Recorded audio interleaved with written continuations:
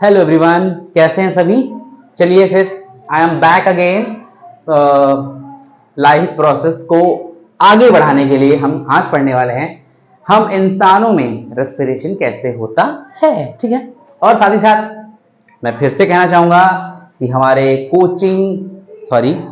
Channel का नाम क्या है, infinity classes Gorakhpur, and you should be subscribe our channel and have to be like and share video. ठीक है, थोड़ा सा कॉमेडी है, कोई बात नहीं। चलो देखते हैं, सीरियस हो जाते हैं। आज हम डिस्कस करने वाले हैं ह्यूमन बींग्स के अंदर रेस्पिरेशन प्रोसेस को। ठीक है, इसके लिए मैंने दोनों मेथड यूज किया है आपको समझाने के लिए। पहला, this is the flow chart method, ठीक है, एंड द दूसरा इज डायग्रामेटिक मैच। किस तरीके से हम रेस्पिरेशन करते हैं उसको हम आगे देखेंगे। उससे पहले मैं मार्कर ले लूं। चलिए शुरू करें, लेट्स बिगिन। कैन हमारा जो रेस्पिरेशन का जो मेथड है ह्यूमन बीइंग के अंदर, उसकी स्टार्टिंग जो होती है वो होती है नाजल कैविटी, यानी नाक से, जिसको हम नॉस्ट्रिल कहते हैं। ठीक है, नॉस्ट्रिल मतलब क्या है, ये जो नाक होती है इसके अंदर होने वाला जो ये छेद होता है इसको हम नॉस्ट्रिल कहते हैं। ठीक है, उसके बाद नॉस्ट्रिल से जो आगे हम बढ़ते हैं तो यहाँ पे नाजल पैसेज होता है। नाजल पैसेज क्या है, ये जो आगे बढ़ने वाला जो प्रोसीजर है, नाक के आगे बढ़ते हैं ना, तो ये जो हमारा पूरा एरिया होता है दैट इज द नाजल पैसेज। मैं भी सब बताऊंगा क्या क्या होता है, पहले आप समझ लीजिए कहाँ क्या चीज है। उसके बाद है नाजल कैविटी, नाक के अंदर जाते हैं तो यहाँ पे हमारा जो ये पोर्शन होता है दिस इज सच पोर्शन, इस पोर्शन के ठीक बीचों बीच में nasal cavity and oral cavity दोनों आपस में जुड़ते हैं, तो वहीं पे जो एरिया होता है उसको हम नेजल कैविटी कहते हैं। फिर जहां पे इकट्ठा होता है दोनों, nasal cavity and the what, oral cavity, मतलब जो फूड पार्ट होता है मुंह का, वो दोनों कैविटी जहां इकट्ठी होती हैं उस ट्यूब लाइक स्ट्रक्चर को हम बोलते हैं फेरिंक्स। ठीक है, फेरिंक्स से जो हमारा फूड सिस्टम है वो अलग हो जाता है और जो हमारा विंड सिस्टम है वो अलग हो जाता है। मतलब कि जो रेस्पिरेटरी सिस्टम है वो अलग होता है और न्यूट्रिशन अलग होता है। कैसे होता है आगे बताऊंगा अभी।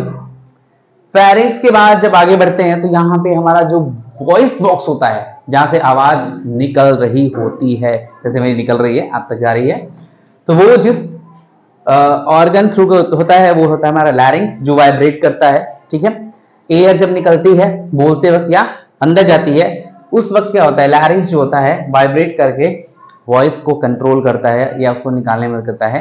इसीलिए लैरिंग्स को हम वॉइस बॉक्स भी कहते हैं। V for voice, B for box, VB voice box कहते हैं। ठीक है, लैरिंग्स के बाद हम आगे बढ़ते हैं तो यहाँ पे बीच में जो ट्यूब होती है उस ट्यूब को हम ट्रैकिया कहते हैं। जो वहां पे एयर जो होती है वो पास होते हुए कहां तक जाती है, ब्रोंकाई तक जाती है। Bronchi is the tracheal part which is divided into two halves. The first and enter into the lungs. Bronchi के बाद हम कहाँ पहुंचते हैं, लंग्स में पहुंचते हैं। lungs is a passage where the air should be filled during the respiration or breathing. जब हम ब्रीदिंग करते हैं, सांस लेते हैं और सांस छोड़ते हैं, उस ड्यूरेशन में क्या होता है, लंग्स में हवा भरती है और फिर निकलती भी रहती है।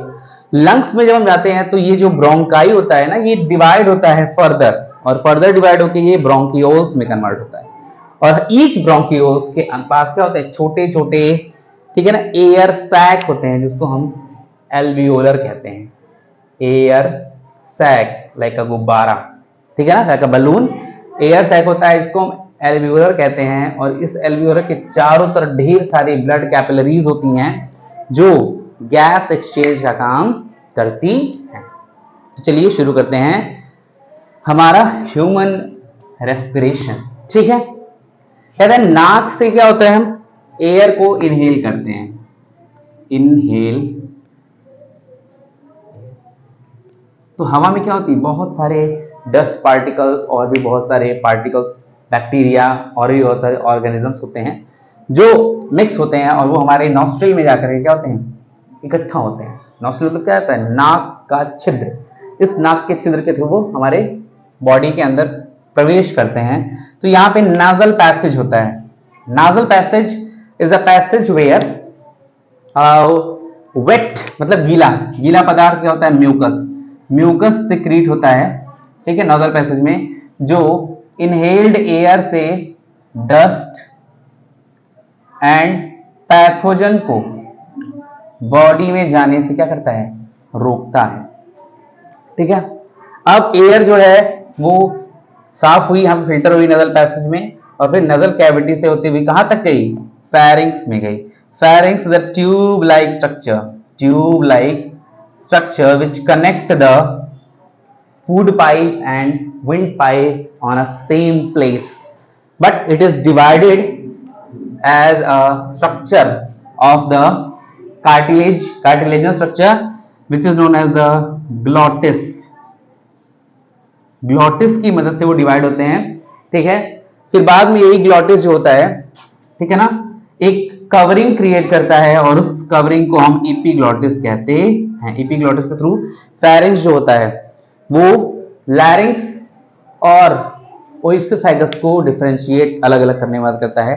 और जब हम खाना खाते हैं तो उस टाइम ये हमारा फेरिंग्स में जो प्रेजेंट एपीग्लॉटिस होता है वो लैरिंग्स को बंद कर देता है, मतलब विंड पाइप को बंद कर देता है।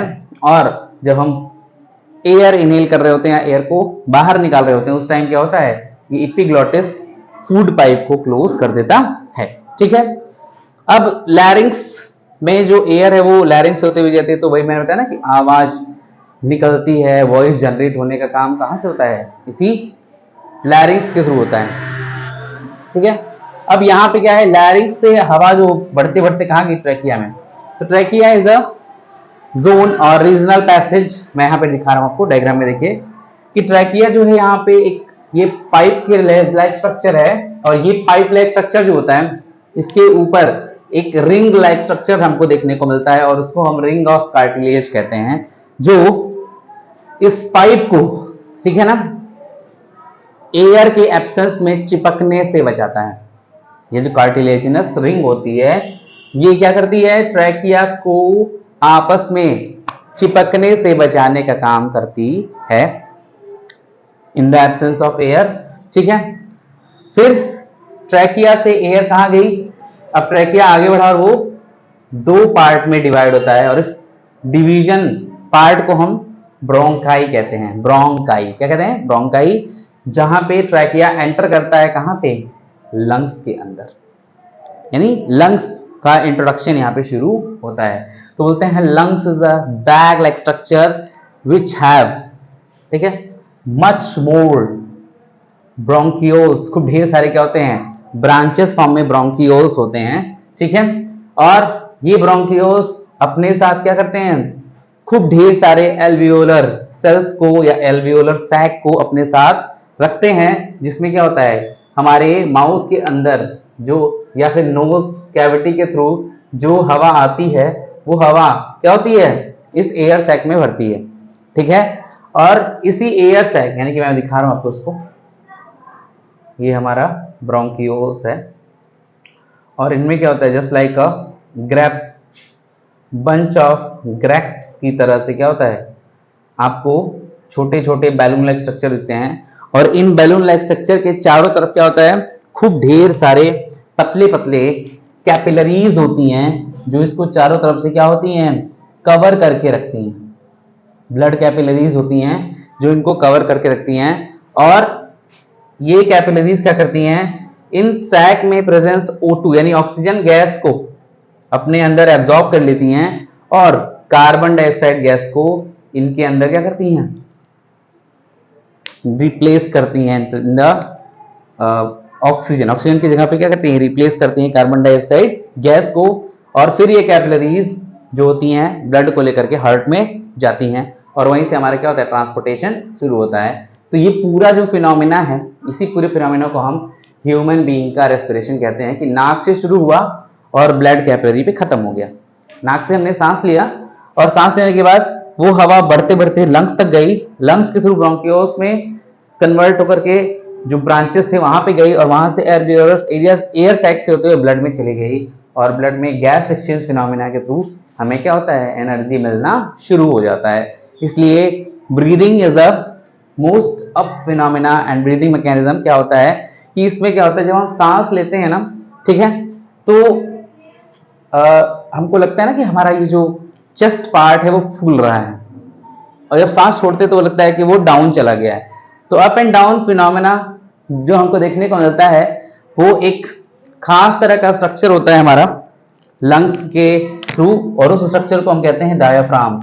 डायाफ्राम एक ऐसा स्ट्रक्चर होता है कि जब हम सांस यानी इनहेल कर रहे होते हैं तो वो डाउन जाता है, और जब हम एक्सहेल करते हैं तो वो अपलिफ्ट होता है, ऊपर की तरफ जाता है, जिसकी वजह से क्या होता है, हमें हमारा चेस्ट कैविटी जो होता है वो ऊपर नीचे होता हुआ दिखाई देता है। तो हम कहते हैं कि सांस ले रहा है और सांस छोड़ रहा है, ठीक है। और वही आदमी जब डेड हो जाता है तो ये काम होना बंद हो जाता है।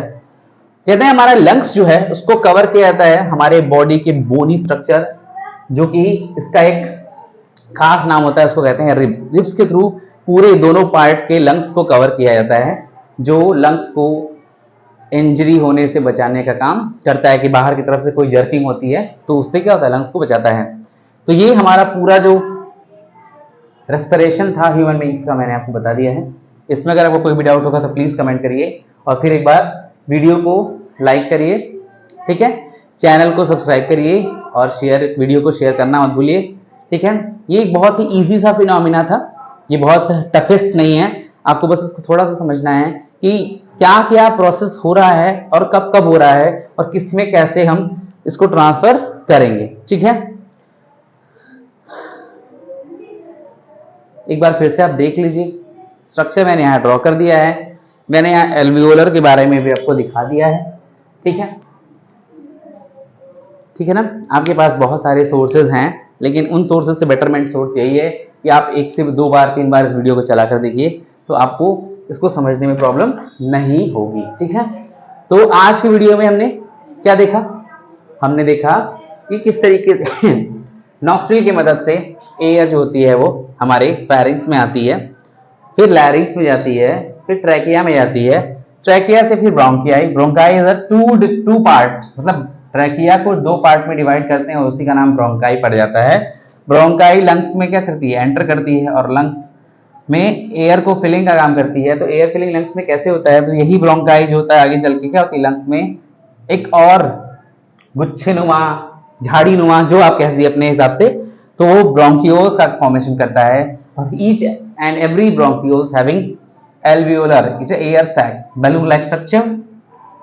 और ये ब्रोंकियोल्स जो होते हैं, ठीक है ना, जो एल्वियोलर का फॉर्मेशन करते हैं, इन एल्वियोलर के चारों तरफ खूब ढेर सारी पतली पतली ब्लड कैपिलरीज होती हैं जो ब्लड को कैरी करती हैं, और गैस एक्सचेंज का काम यहीं पे होता है। और फिर वही गैस एक्सचेंज होने के बाद वो ब्लड हमारे हार्ट में चला जाता है, और वहीं से हमारा ट्रांसपोर्टेशन का जो प्रोसेस होता है यानी सर्कुलेटरी सिस्टम स्टार्ट होता है, ठीक है। तो आज के जो लेक्चर में हमने बात की, इसमें ह्यूमन रेस्पिरेटरी सिस्टम की बात की, और यही हमारा रेस्पिरेशन का आखिरी टॉपिक था। इसके बाद हम बात करेंगे सर्कुलेटरी सिस्टम और ट्रांसपोर्टेशन की बात, तो वो हम अगले लेक्चर में बात करेंगे। तब तक के लिए बने रहिए, वीडियो को देखते रहिए, चैनल को सब्सक्राइब करना और वीडियो को लाइक शेयर करना भूलना मत, ठीक है। तब तक के लिए पढ़ते रहिए, मस्त रहिए, और मिलते हैं अगले वीडियो में। तब तक के लिए bye bye and take care.